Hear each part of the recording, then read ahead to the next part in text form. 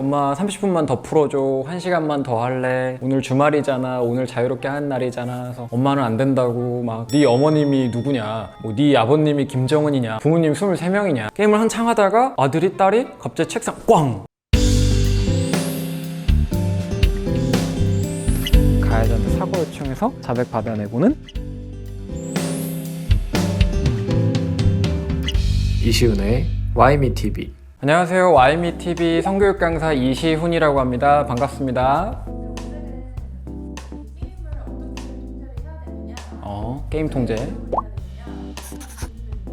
맨날 보시는 현상일 거예요. 집에 핸드폰 들고 아이들은 계속 이렇게 엄마 30분만 더 풀어줘, 1시간만 더 할래, 오늘 주말이잖아, 오늘 자유롭게 하는 날이잖아. 그래서 엄마는 안 된다고 막 끌려고 하시고, 애들은 이 판까지 깨야지, 이 판까지 끝내야지 내 랭킹 승급한다고, 내 티어 안 내려간다고 막 이 갈등 어마어마하게 많으시더라고요. 그래서 제가 할 수 있는 선에서 가장 효과적이었던 게임에 대한 가이드 정도를 좀 설명드릴까 합니다. 여기에는 성과 관련된 컨텐츠 도 있을 것 같고, 게임 중독 내지는 게임 리터러시 조절에 대한 얘기도 있을 것 같아요. 일단은 이제 게임을 하는 데 있어서 그 영역이 좀 있어요.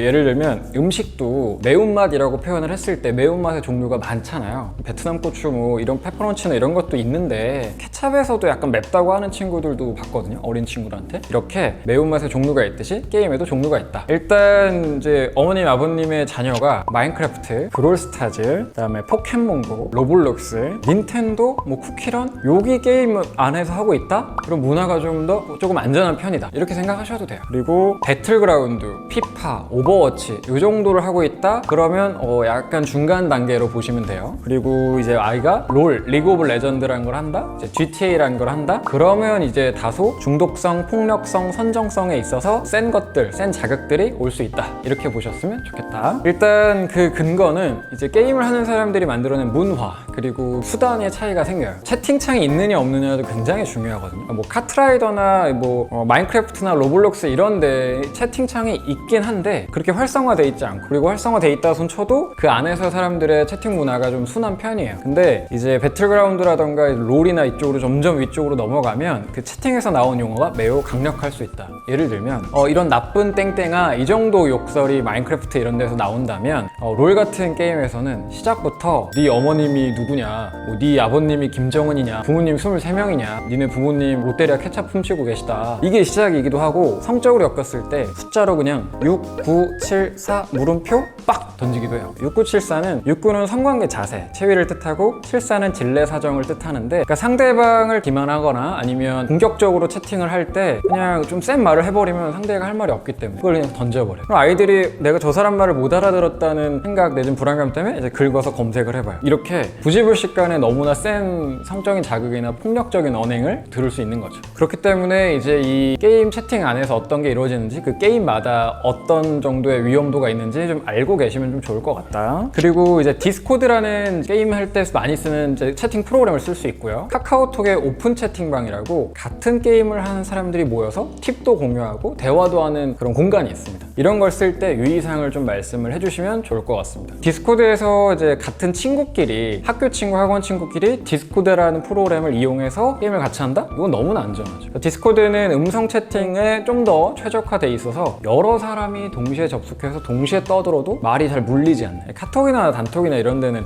동시에 말하거나 물리잖아요. 글자를 채팅하려면 좀 어렵기도 하고. 그렇기 때문에 굉장히 편리한 수단인 건 맞다. 그리고 아는 사람이랑 하는 건 괜찮다. 그런데 디스코드로 친구들끼리 만나기로 했는데 내 친구들이 다 학원 갔어. 그럼 어떡하지? 이 게임은 같이 해야 재밌는데? 그러면 디스코드 안에 뭐 배그 하는 사람, 롤 하는 사람 이렇게 모여서 같이 하려고 시도할 수 있어요. 그럴 수 있어요. 게임 친구 개념이 어린 아이들한테도 있으니까. 근데 그 사람이 어떤 행동을 할 수 있느냐, 그루밍을 할 수도 있고, 뭐 로맨스 스캠을 할 수도 있고, 거기서 성관계 영상, 성착취물을 주고받고 팔 수도 있어요. 여러 가지 디지털 성폭력이나 그런 범죄에 노출될 수도 있으니까 디스코드, 카카오톡 오픈 채팅방 등을 통해서 게임 메이트를 막 찾거나 게임을 할 때 이용할 수 있지만 최대한 아는 사람이랑 했으면 좋겠다. 그리고 모르는 사람이랑도 하게 된다면 이름은 알려주지 마라. 이름은 알려줘도 학교는 알려주지 마라. 그 사람이랑 사진 주고받지 마라. 안전하게 했으면 좋겠다. 그 사람이 누군지 확실하지 않으니 이렇게 좀 어느 정도 가이드는 제시해 주는 것도 나쁘지 않을 것 같다.